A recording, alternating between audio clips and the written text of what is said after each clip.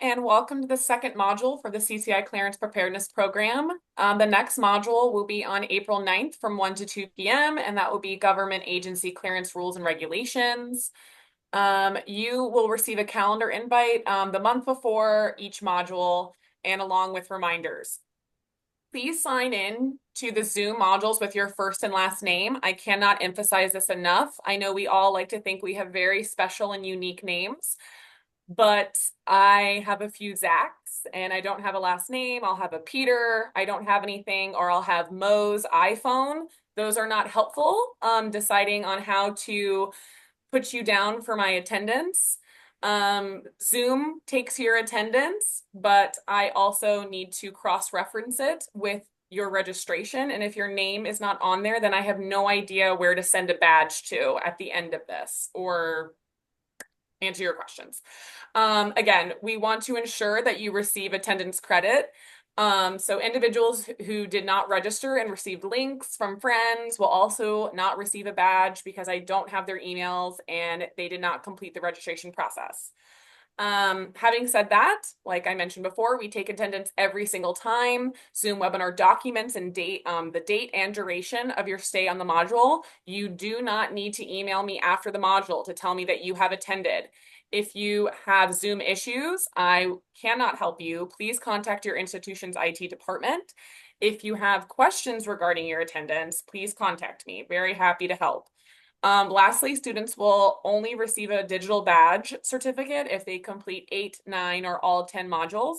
And now I will turn this over to Dr. Eric Berger to get started on today's module and to introduce our special guest. Thank you so much, Kendall. And again, thank you all for taking the time out to learn more about the clearance process. There's one more thing that seems to always come up in every session. At the end, you will get a digital badge. At the end, you will not necessarily get a clearance. Hopefully through this program, you'll understand where clearances come from, who can give them. It's certainly not me. The other is I do see a hand raised. If you have questions, there should be a Q&A button on your Zoom ribbon, so you can ask questions. That would be for myself or Mr. Tallarico. If you have administrative questions, you can send them to Kendall. And as Kendall mentioned, if you have IT questions, contact your IT support people. So it's my great pleasure to have Mr. John Tallarico be with us today. He is Virginia Tech's Chief Research Security Officer, which also, by the nature of some of the work we do, makes him part of our facility security team. And actually, John, I am going to put you on the spot. Just a brief, what got you here? What got me here? I have a very non-traditional path, I would say. I'm a Hokie through and through. I have an undergraduate degree from Bradley College of Electrical and Computer Engineering. I stuck around and got my master's here in business at Tech. And through my last year in the business school, I started working with intellectual property here at Tech. And a friend of a friend called me about a job opening in this odd group called Export and Secure Research Compliance. And that was back in 2009, and the rest is history, as they say. So I had no idea about the world that I now live in every day. It was purely accidental. But as I've gotten through this, going through this over the last number of years to help me understand the impacts of research on national security and the things that folks like myself do across the country to try to help you all out, whether it's asking questions about how to get a clearance, whether it's how to operate when I have one, how do I make it work the most for me. It's really been an educational experience, and I always welcome and appreciate the opportunity to come speak to groups like this about the things that we've learned over the years, just doing the job. So hopefully that's what you're looking for. Just a little bit of background, right? All right. That's great. Thank you very much, John. So just to recap what we talked about in module 1, the first was, why you might want one. We touched upon the cool places you can work, both inside and outside of government with the clearance. We gave a very high, broad overview of the clearance process. And today, what we're doing is a deep dive into the start of the clearance process. And I can say we have a great attendee who asked a great question already. We promise we are going to get to that question. So again, put your questions into the Q&A chat and we will access them. I'm going to pop out, and John, if you can do your presentation now, that would be fantastic. It's on screen 3. Okay, hopefully everyone can see that in full screen mode. Oh, nope, not yet. Let me hit the last button of the share. That's All right. right, can we see the slide deck here, Eric? Yes, this is great. Okay, so let me get you a little bit more context to Dr. Berger's question to me earlier and what our office is and how we support folks like yourselves. So the Office of Export Security Research Compliance, we have a university policy. If you love policy, here's a link here, and these slides are going to be available to you all as well. We have focused our program primarily within these 3 areas, and I always get made fun of, but you got 4: export controls and sanctions. They're so closely intertwined. We just make them one thing here. Research security, which is a very broad term right now. It's one of my titles for Chief Research Security Officer. That uncovers a lot of different areas around technology protection, security briefings like this, and a number of other things that we do that we are here in the protective mode and due diligence reviews of international collaborators, things like that. And then there's industrial security, which is code for classified research programs. So for us as a contractor, and a lot of folks look at me funny, you're in academia, well, you're a contractor. Yes, when you sign a defense contract, you are a defense contractor, and we sign defense contracts here at Virginia Tech. So we are part of the National Industrial Security Program, or the NISP, which is governed by the NISPOM, and we're going to get into all that stuff later. But that's the industrial security program where we facilitate the facility clearance, any personnel security clearances that Virginia Tech puts people forward for those clearances.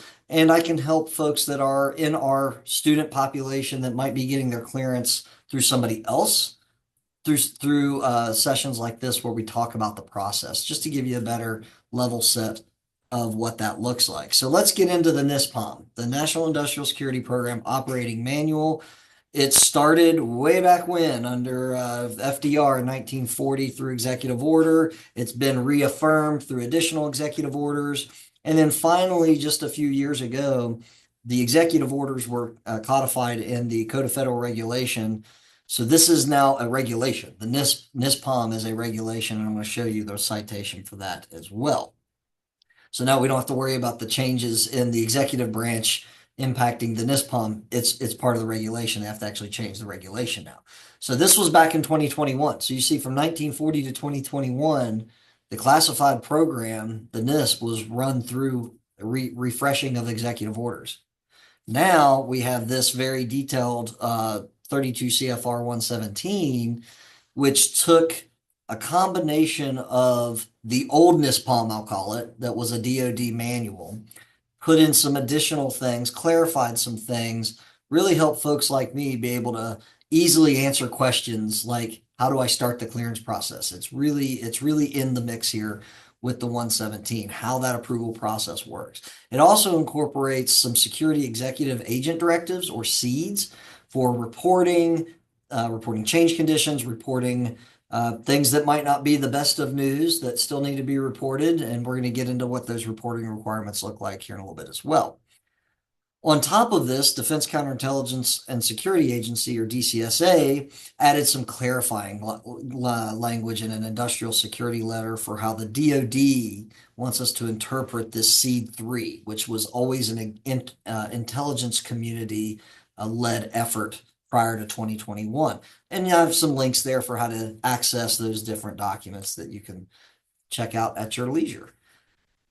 So my colleague that has presented here in the past, Tim Leake, this is his favorite slide. and I like it too. So what is access? How do you get access to classified information? Well, there's two parts to that question. The clearance, which we're going to talk about today in great detail. How do you get there? How do you get the clearance? And then on top of clearance, there's also need to know. The fact that you get granted a top secret clearance does not give you the ability to see all top secret clearance at the entire federal government. This whole idea of need to know controls that access to just the things you need to know with that clearance level. So you put those two things together, that's where we get access.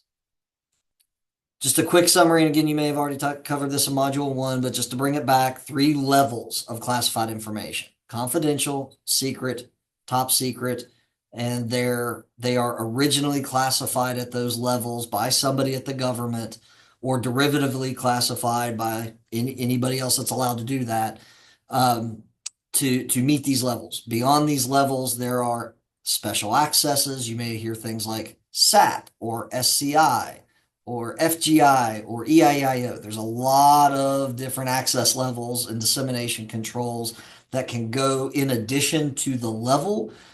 And a lot of people get that confused. They think SCI is a level. It's not, it's an access. There are 3 levels, and they're right here. Okay. So to get access at a certain level, confidential, secret, or top secret, you have to go through the clearance process. And there are investigations that the government will do for suitability. And right now, there are still 5 tiers, although I'm hearing grumblings and rumors they're going to drop this to 3 pretty soon. So stay tuned. It seems like everything is in flux right now. But for now, this is still accurate. 5 tiers. They use different types of standard forms. The ones we're going to focus on today are really Tier 3 and Tier 5. Tier 3 aligns with, as you see there, confidential or secret level clearances. And Tier 3 will go with the top secret clearance. I throw the DOE letters in there too, but for the Department of Defense, those are the levels. I don't know. I've never understood the reasoning for DOE using letters, but that's just how they do it. So for top secret or anyone that needs that sensitive compartmented information or SCI access, we'll start with getting their top secret clearance using the T5 investigative process. Both of those use the standard Form 86, and we're going to spend some time talking about that today, both Dr. Berger and I. So how does it start? That's usually the first question people want to know. How do I get there? How do I get the process going? Well, first, a program has to identify the need. So if Dr. Berger has a program and he says, I need access to classified information, my government authorized me that through our contract, and now I need to build my team. Dr. Berger is the first line of defense there, so to speak, to say, these are the folks I need to get cleared that have need to know so that they can get the access. Remember that equation. When that happens, a security officer like me will reach out to that individual and say, SF86, go. And you go to this link, you start collecting your entire life story, everyone that you know, every place that you lived. We're going to go through all the different, the details of the different sections throughout the rest of the session today. So I'll pause on that there. And depending on the agency sponsoring your clearance, some of them are funny. They want to use the 2010 version, and you got to print it out and you got to type it out. And just be aware that depending on the agency, that you may have to do it a slightly different way. And I have had people that have had to submit their SF86 a dozen times in a 3-year window just because they keep getting added to different agency programs. So be advised, you fill out one of these. If you stay in this field, you will get to fill this out a number of times over your career. And usually it gets easier after the first time because you're only keeping track of updates. For the Department of Defense, they have launched the e-app, the electronic application portal within the National Background Investigation Services, or NBIS application. So in those cases, what you'll see is you'll get pinged for a link, go in through this place.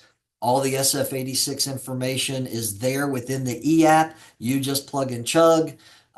If you have questions about that, security officers like myself can help you. I'm not sure if I need to put this here or there. That's where we can help you through that process. And that's perfectly fine. Because what's going to happen when you're done, you'll submit it to your agency. Your agency is whoever sponsored you. It could be Virginia Tech. It could be somebody hiring you for an internship. It could be the federal government directly. But your job is to fill that out and submit it to the agency. The agency is going to review it. They're going to review it for accuracy and completeness. Did you check all the boxes? Did you leave gaps in any of the dates? And if the security officer is doing their job, if they see one of those things, they'll send it back to you to fix it before it goes off to the actual investigators. Because if they get it and there's incomplete stuff, they get unhappy, and that can slow down your processing time. So give it your best shot, get everything where you think it needs to go, make sure you don't have any gaps, and then submit out. And then once, again, DCSA or whoever the adjudicative or the investigative agency is going to take that information, you're going to go in the queue, and somebody eventually gets to reach out to you. And that's always a good thing that lets you know it's going through the process. So again, there's actually a really nice guide that I've linked here from DCSA, and it's still relevant. I know it says 2018 and we're in 2025, but that guidance is still really strong. So please check that out as a tool. These are all the sections of the SF-86, and I won't go any further into any of these because Dr. Berger is going to take us through a nice roadmap of each and every one of these. So I'm going to just splash it, and then we're going to go to the next section and actually talk about the process. So we'll come back to the individual sections. So again, I mentioned this program need. That's where we start. Once the program's been identified, we work with the individual to get them the SF-86 through whatever requirement we have to do. Hopefully, and mostly that is that EAP initiation. The individual will go through in a background investigation that's a combination of reviewing that SF-86 and conducting interviews in many cases. So that interview could be with you. If you've got a good investigator, they're at least going to talk to you. So I always like to tell folks prior to your interview, make sure you have studied your SF-86, keep a copy and make sure you know what you told the government. Review that information. They're going to ask questions about what you submitted. And then they may ask some additional things like, okay, I see you listed 3 people you know well. Can you give me 3 more? It really all depends on the individual investigator and where they like to focus their attention. Everyone is unique. So have that information handy, prepare for the interviews. They could interview family. They could interview prior employers. They could interview your neighbors. There's a lot of folks that they can talk to. Again, it's all really dependent on the individual investigator and what they like to do. If you get contacted, this is another thing which I don't have on the slide, but I'll make sure I give some extra information. There is a way to verify the investigator is the investigator. I get a lot of people reporting to me going, I got called by this person. They say they're an investigator, but how do I know? Because you've listened to security briefings and you're worried about being phished or spoofed. There is actually an inbox you can email that information to. And if the investigator is doing what they're doing, they send you their name and their badge or ID number, and that's all you need. You send that into this inbox. Somebody responds to you, usually within 24 hours. The ones I've done, they've done within 24 hours, and they'll say yes or no. And so it's a good feel that, you don't just take somebody's word for who they are, because anybody can be anybody on an email. So I'll send that information out that you all can have that, and you can email that information into the investigative branch in DCSA. They will confirm that that person's on their payroll and they're doing that job. And then you can feel comfortable that you're not being spoofed or phished. So once the investigation's complete, then that person passes it off to an adjudicator. That can be a number of branches of different government agencies.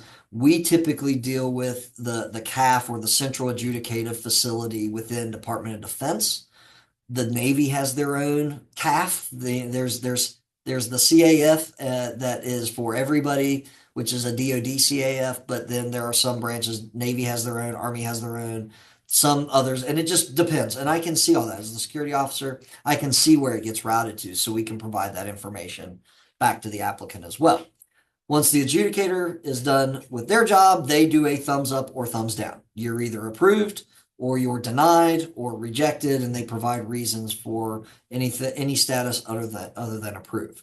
Now, one of the questions, I'm going to get a little bit into the part of the question that came in on the Q&A already.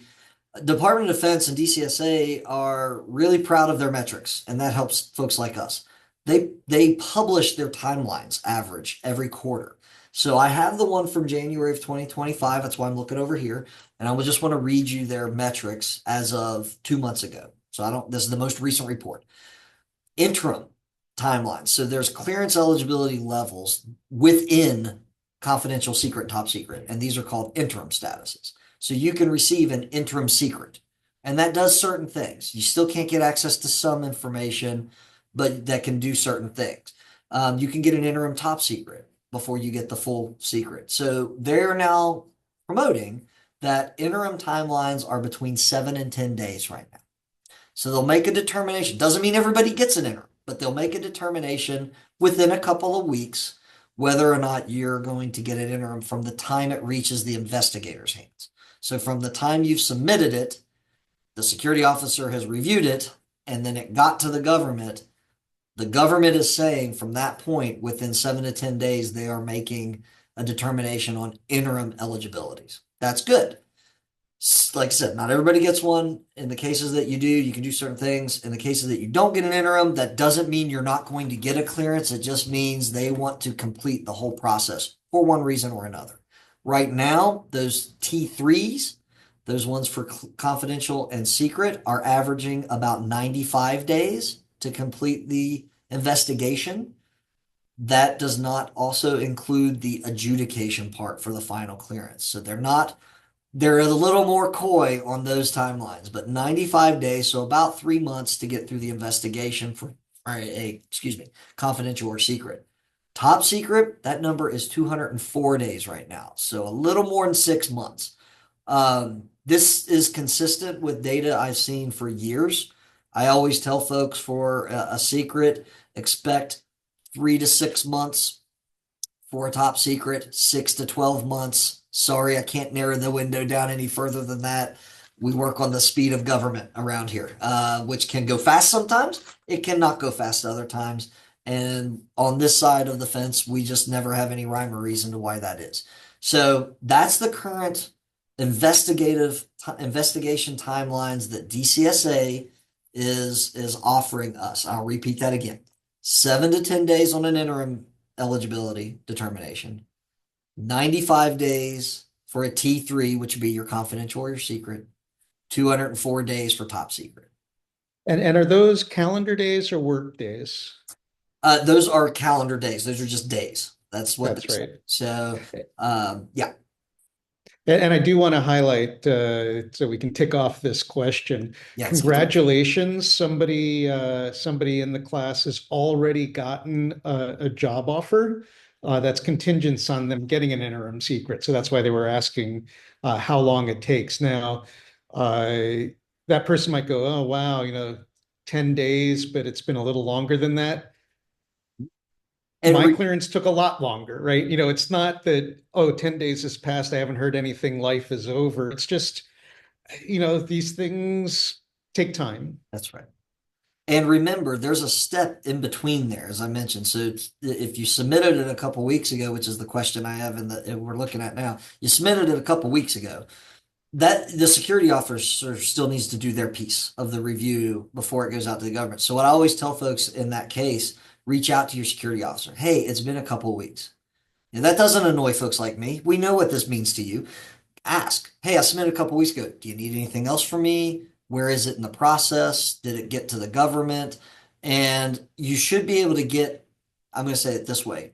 We know when that went. I see that in my queue. I know exactly when it went from Virginia Tech to the government. And same for your other, whoever submitted you. So whether you're at UVA or another school or you're at a company submitted you, security officer that's working that case can see those dates for when it left their hands and went to the government. So you should be able to get that info back. So ask that question. That's a very fair question. I submitted a couple weeks ago. Where is it? And hopefully, again, they can give you that idea. And again, remembering these timelines for once it goes beyond that.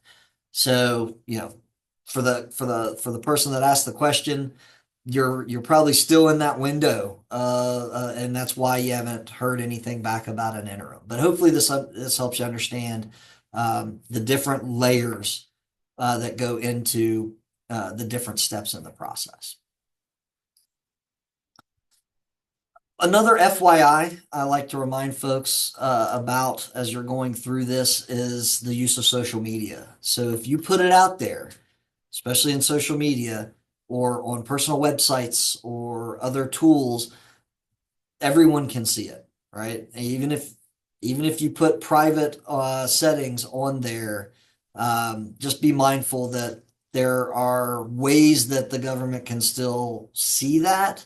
They're not supposed to, but because that's violating privacy rules. But you essentially sign away your privacy when you submit the SF-86, so you know, and you're providing a lot of information to them voluntarily. But they will use social media to complete the picture. They call it the 360 assessment.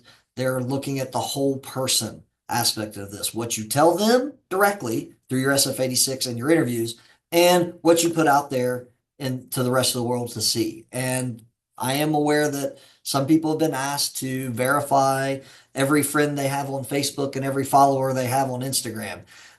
That's a very, in my opinion, this is just now me speaking, a little bit of an overzealous investigator there to verify that, right? But you could be asked. So this is just, again, putting some awareness in front of you that anything out there on social media is essentially fair game and part of the investigative process. There's a little link here about the Seed 5 that I was just mentioning about how they collect and use and retain information they gain through social media to support an investigation. No, my button didn't go. Okay, there we go. When we look at the investigator's job and the adjudicator's job, they have published their guidelines for the areas in which they are looking into individuals for that suitability to be eligible. And I pulled all 13 guidelines up. And I took little snippets from each one to try to give you a sense of what the purpose is. Why are they looking at these 13 things and what are they looking for? If you look, there's a theme that emerges. Questionable judgment, lack of judgment, misuse, illegal, impaired judgment. They're trying to make a determination prior to you getting access to our nation's secrets, whether or not you exhibit good judgment. And they look at these different 13 areas. Now, that doesn't mean to say you like to travel a lot and you spend a lot of time in a foreign country and that all, now you have foreign preference. You like them more than you like us. So now we're not going to give you a security clearance. No, they're looking at the whole of person approach to this. That is one factor. That is one piece of the puzzle. Foreign travel. All right. Your social media is another piece. If you had an issue with the law, that's another piece, whether that's a DUI or a public intox or, you had a little too much fun one evening at one of the football games, whatever it is, okay, becomes a factor. And what I always tell folks is you cannot run from your past. You disclose it, you be transparent. There's places on the form, on the SF-86 to put comments so you can state your case. You can talk about the circumstances around that issue. And then I always like to tell folks the biggest adjudicator is time. When did it happen? What were the circumstances under which that happened? Was it 10 years ago and you were an undergraduate student that had been away from home for the first time and now you're 26 and you've been in a professional field for the last couple of years and your life is different now than it was then? All of those things are part of that whole person assessment that get taken into consideration. Your responsibility is to be transparent. And then that leads me to continuous vetting and continuous evaluation. So SF-86s are a snapshot in time, and you'll have to do that every 5 years. A few years ago, they really tried to get away from the time as the triggering event. They wanted to do this and make sure it's kind of more on the continuous thing, and you'll never have to fill out an SF-86 again. They quickly realized that's not a good idea. They need to have these check-in points to ensure that things are being reported timely, and that your security officer and the government know when things change in your life. So they still have this 5-year check-in where you'll do a full-on SF-86 every time. In between, it's really a reliance on the individual to report things that happen following that seed 3 that we're going to talk about a little bit further here in a minute. And they are continuously evaluating that data. So when you do something and you report it, foreign travel is a great example. You go on foreign travel, you report it to your security office before you go, and they report it to the government through the DIS system, if it's Department of Defense. Then you've done what you're supposed to do. There's nothing to evaluate there. They take that information, they say thank you very much. Okay. If you have a new contact to report, you can do that through your security office. Again, these are the things that they want to see and expect to see on a continuous basis. And then all of that again feeds into the whole of person assessment that they're constantly doing. And then every 5 years you do the check-in with the full SF-86 again. So how does that process work? So when you submit a new report, they're doing some automatic database checks. Again, the foreign travel is the easiest one that I come up. That usually impacts the most people. Even if you take a vacation and you go to Cancun for spring break, that pops when you're cleared. You have to report personal travel. So what do? They're seeing if there's any alerts that need to draw their attention. In many cases, it's a no further action required. Sometimes there's some things that happen where you need to mitigate, have a mitigation plan in place, or just monitor the situation going forward. All of these things happen in real time as you make reports, and we report them as security officers to the government. All of this stuff goes into the hopper, and they make assessments and determinations on whether or not they need to take any action, which could include a clearance revocation.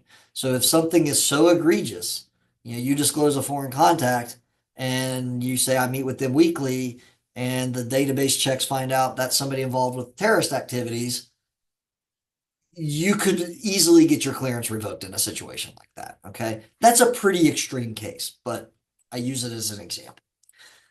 So beyond that, and how they use the continuous vetting, again, as I mentioned, reporting. So self-reporting is where you always want to be. You don't want to have the government find something that you should have reported. That looks bad. Even if the situation that you're reporting isn't a good thing. Being transparent, self-reporting is viewed upon as good. So if you get a DUI after you've gotten a clearance and you report that to your security officer and your security officer reports it to the government, it likely would launch an investigation, again, as part of continuous vetting and continuous evaluation to verify your suitability and your trustworthiness there. But your duty is to report it, because something like that generates a court record in particular, that's publicly accessible or accessible to the government, right? So they can see it and then reach out to you or reach out to your security officer and say, why are we finding out about this? Why didn't you report it? It's better to be upfront even when things are bad. But these are the areas for the top secret or Q and the confidential and secret that the seed 3 says are all reportable based on that level. Now, from Virginia Tech, I'll give you a Virginia Tech standpoint. I just tell folks to report it all. It's on the security office to figure out where you are in this chart and what gets sent to the government at when. Your job is to be transparent and disclose. That's what I'll keep coming back to. There is a neat little reporting video on Seed 3 that CDSC has put out there. If you want to check that out, that link is there for you as well. And that's what I have. So for Virginia Tech, I put our information up there. If there's any of my Virginia Tech students out there, I understand we have more than Virginia Tech listening in today. So I always tell people, check in with your security office if you have more questions, or if your clearance action is being initiated by someone in the private sector or a company hiring you for a summer internship. Make sure you know who your security point of contact is so you can ask questions and check statuses and things like that. And with that, I'm going to stop share and go back Great. to Dr. And before I put my slides back up, a person asked a number of questions. I want to address one of them now and the other two later. So you mentioned that you can verify a DCSA investigator. Are you aware of other agencies, if they have kind of that anti-phishing protocol in place? They do, and I see the references to a couple of the other agencies to DIA, and I say there's others as well that do their own investigation. When it's a contracted position, I have found out some contract with everybody. So they'll have a badge number for DCSA and they'll have a different badge number for DIA or NSA, and it's the same person. So I always say start with the DCSA one, especially if you're going through initially through DoD, which DIA may even piggyback off of what the DCSA investigator will do anyway. If it's with a different agency, you can reach out to your security officer. They may have additional information on how to validate the investigator as well. But I will Yeah, share that DCSA inbox. That's a great place. It's a great place to start. that's right. And you'll hear it over and over again. Probably two messages you will hear over and over again. Disclose everything on your SF-86, be truthful, but also your facility security officer is your friend. They want you to get this clearance, or they will tell you, hey, sorry, this is not going to work. So if you have any questions about how to answer things, if you have any questions, hey, is this a real person contacting me? Find your Mr. Tallarico and ask them whether this is real or not. And I did just, So yeah, I'm go sorry, ahead. Aaron, I did just drop the link to the DCSA Verify Your Investigator page. There's an inbox and a phone number. So I've had really good success with the inbox. The phone number, you got to go through some prompts and it may take a second. So if you're in a hurry, drop an email in. But I did want to drop that in the chat for you all. That's right, and that should have just shown up for folks out there. Yes, thank you. I don't have Yeah. the global view. Thanks, Oh, Aaron. you don't? Okay, there you go. All right, so we brought up, and in fact, as we know, at least one person already has applied for a job, and so they filled out, and they probably will agree, it is the dreaded SF-86. So the SF-86, the title is Questionnaire for National Security Positions. As Mr. Tallarico said, they're trying to decide if you're reliable, trustworthy, of good conduct and character, and you will have complete and unswerving loyalty to the United States. So how do they figure that out? They ask. And how do they ask? The SF-86. It's got all the questions, everything you could possibly know. As John said, you often will have a personal interview, especially if you're looking at a top secret clearance. And many agencies, or well, nowadays it's more a handful of agencies, but some agencies, or for some particular programs, will still do a polygraph. And again, all of this is with the goal of helping the government decide if you're trustworthy. The form of the questions, most of them are fill in the blanks. Like the very first question, what's your name? Some of them are check boxes. Have you ever had a bankruptcy? And in fact, that's part of the question. The form of these questions, some of them are, have you ever? Have you ever supported a terrorist organization? Some of them are, have you in the last 7 years? Like, have you in the last 7 years separated from a company because you were fired, or they didn't fire you, but basically if you didn't resign, you'd get fired. They do ask that kind of question. In the other bit, since we have all sorts of people on the module today, the look back for almost everything is to when you were 18. So like if they have you ever in the last 7 years been arrested for disorderly conduct? You're 21 years old and it happened when you were 17, you answer no. Some of the questions have free form text. How have you done something? And then all of them have additional comments, and we'll get to sort of the importance of that additional comments section. The first section really is just, who are you? What's your name, where you were born, where you've lived for the past 10 years, again, with that 18-year limitation, 18-year-old. Who knows you there?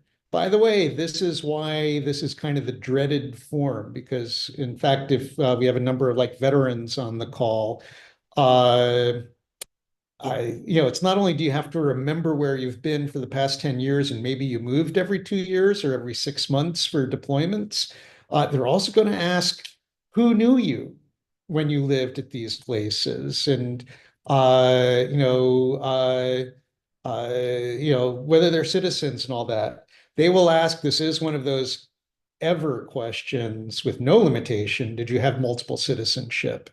uh, where you went to school. And this one is kind of an interesting one. If you're 19, they're still asking for 2 years of history. They're going to ask if you've registered for the selective service if you're a male born after like 1960, which I presume is most everyone on the call. And if you did serve, they're going to ask for your military record.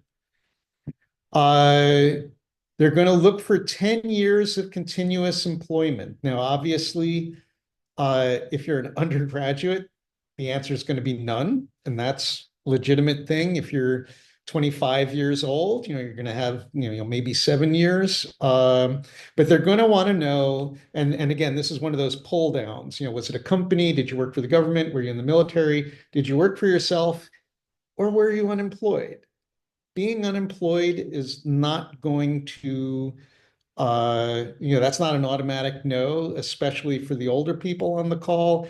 Maybe something happened during COVID. Maybe the company went out of business. It's okay. Put everything down. And they're going to want to be able to confirm that. So they want, contact information for your supervisor. So this is a good question for John, because it's one I don't really know. And the question is, if you had unpaid internships, now is unpaid internship, is that considered employment here? Would you put that down, or are would it be answering the question to not mention it because you weren't actually employed? What do you have any guidance on that? Yes, it would depend on how that was structured. If you were a student volunteer, for example, if it's not really an internship, it wasn't quote unquote a job. If you were volunteering in a lab or something like that, I don't think I'd list that under the employment section. But if you were an intern, a tried and true intern, you filled out employment paperwork, whether you got paid or not, I would list that under this section. The other piece of guidance I would have, particularly for our students out there, if your job is a student, you didn't have another job, you're here to do you're doing your classes and you got some grant money or you're taking on debt, whatever it is. But if your job is a student, I have seen these flows where you list that you're unemployed during the time and you say, I am a student, and that's your comment there. If you don't have any other job but to come to class and be a student, you would list that as unemployed. And then if you do summer work, now this is going to make your section here really long. If you have to cover all 4 years and every 9 months you've got to change what you got to add a date for what the status is. So that was the other thing I was going to add, Dr. Berger, was to keep in mind for that time frame that if you are a student and you don't have any other type of work, you need to still document that part of the 10 years. So don't forget that piece too. That's another just nugget of suggestion for folks out there that may be in that situation. Yeah, thank you. And again, and we'll keep coming back to this. You have a comments section. You can save everybody time if you put down, I was unemployed, I was a student. So unemployed is the checkbox. I was a student goes in the comments. You probably won't be asked about it because you're going to see your student record anyway. Who knows you well?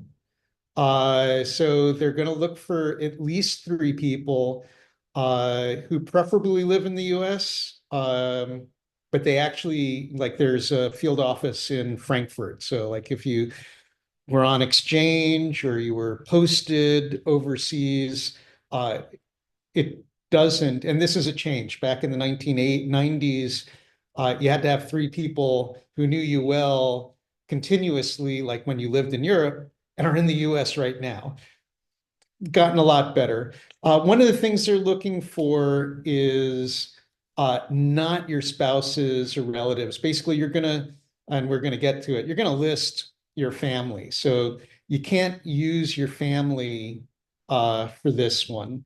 And it's got to cover in aggregate 7 years. Obviously, it doesn't have to be one person for 7 years, but that you have that coverage covering 7 years. They are going to ask about your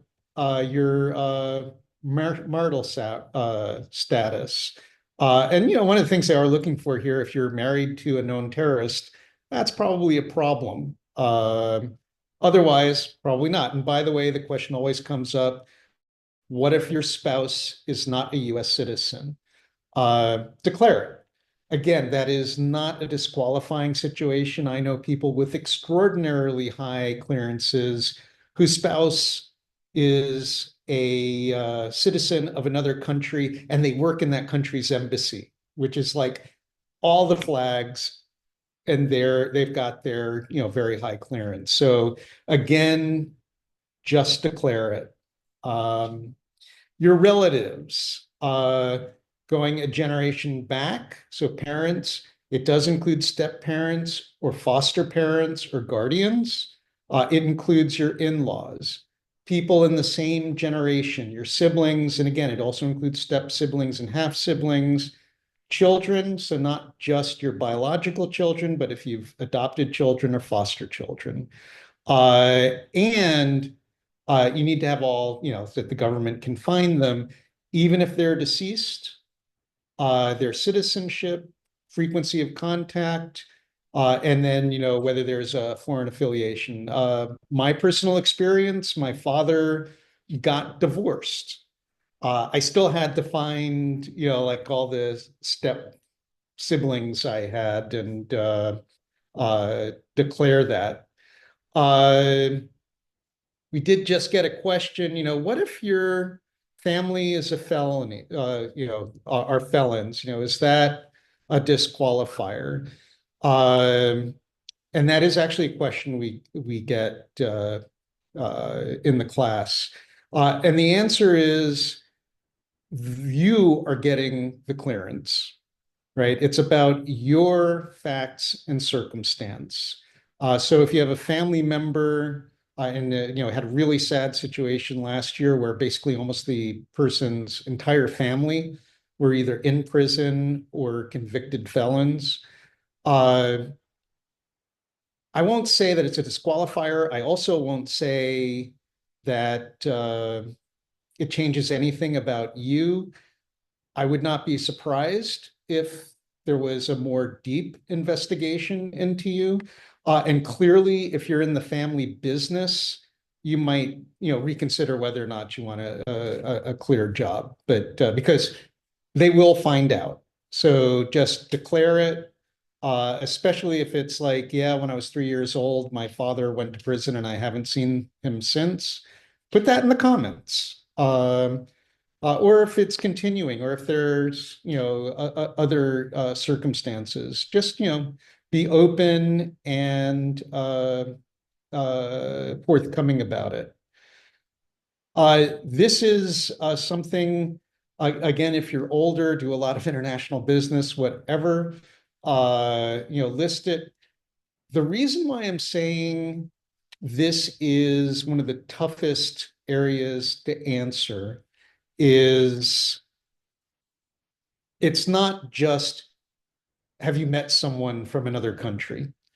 The key things that the government is looking for here is, do you have a close and or continuing contact? And that's kind of what is difficult. So I'm a professor, I have foreign students.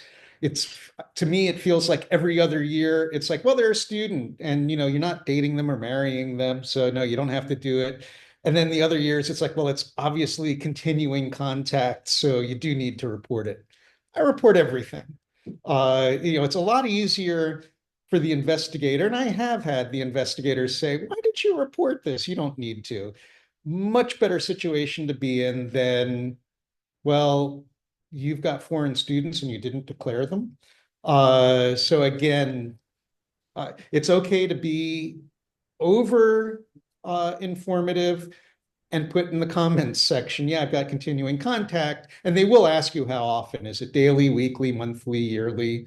And just put in the comments that yes, it's continuing, but not close. And that close, includes, and this is kind of the clue of what they're looking for. Bound by affection. Are you dating this person? Influence. Do they have control over you? Common interests or an obligation, like your associates that you're in business with in a foreign country. That would be a thing. And again, Section 18, you already list your family. You don't have to keep listing them over and over again. There's only one place where it gets repetitive, which I'll talk on to soon. So this is one of the evers. Did you ever have foreign financial interests? I lived in Europe. I had a bank account. I bought a house. It's on my SF-86, even though it's been decades. Um, if you buy, so this is probably more for the older people on the call. If you buy the my favorite Diageo, they're the brewers of Guinness and Smirnoff and Tanqueray. It's a British company, but I bought their American depository receipts, ADRs. So because I bought them on the New York Stock Exchange through a New York broker, I don't have to declare that. But if I went to the London Exchange, then yeah, that is something you need to declare. Uh, Here they're saying, hey, do you or anyone have things that are controlled on your behalf? So again, they're looking for, oh, I didn't own it. My lawyer had it for me. Well, come on. Likewise, are you supporting a foreign national? Are you sponsoring people? Again, this is not anything that's going to um, disqualify you, but do declare it. Businesses, have you given business advice? Have you been asked to give advice or consulting, even informally, for the past 7 years? So, again, they're looking for, do you have ties going overseas? And the other thing is like if you're in the military or you're working for the federal government and they send you overseas or they ask you to, like when I was at the FCC, we would help out Canada.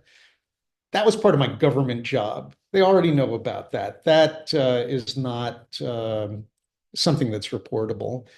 Uh, Obviously, if you're a foreign representative or you're voting in a foreign country, that's kind of calling to question your loyalty to the United States. So that's a thing to declare.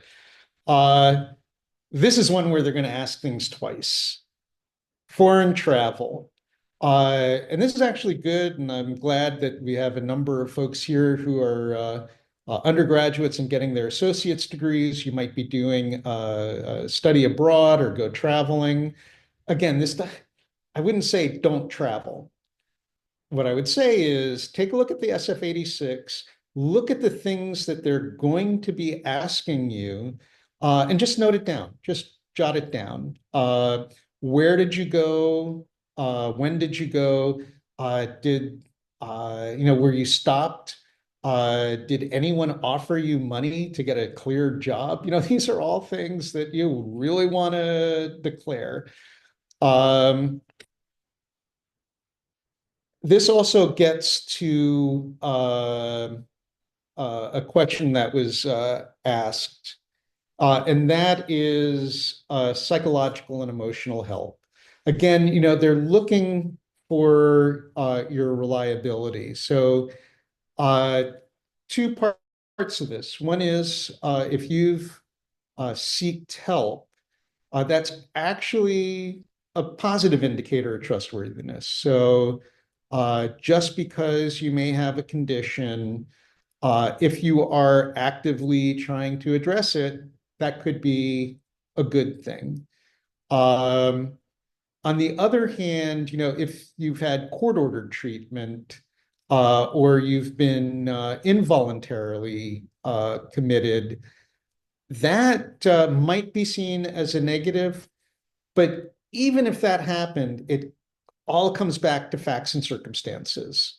That it depends on your personal situation. So even if you were involuntarily admitted, uh, basically, this is a good question to ask your FSO. And John, I saw you come off the mic there. Go for Take it. a shot for you. So this is one of those, by the way, sections with the ever. This isn't a 7-year, 10-year, it's an ever. So you got to go back, through your whole history. And if this happened to you, the involuntary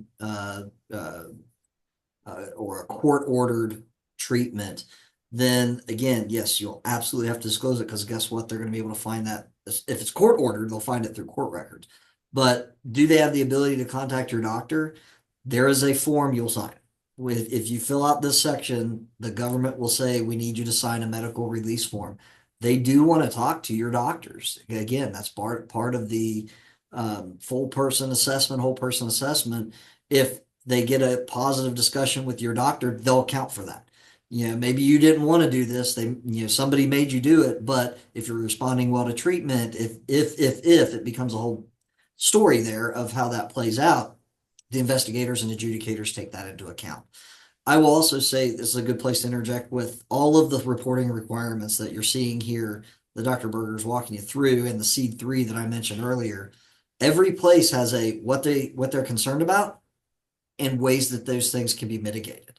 So look through both of those. And I would always advise folks, if you have something to report like this, and you look through the mitigation, and if any of those apply to you, use your comments. As Dr. Berger said earlier, use your comments. If this happened a long time ago, I've been getting treatment, I feel better, that happened 6 years ago, and I haven't had any issues since.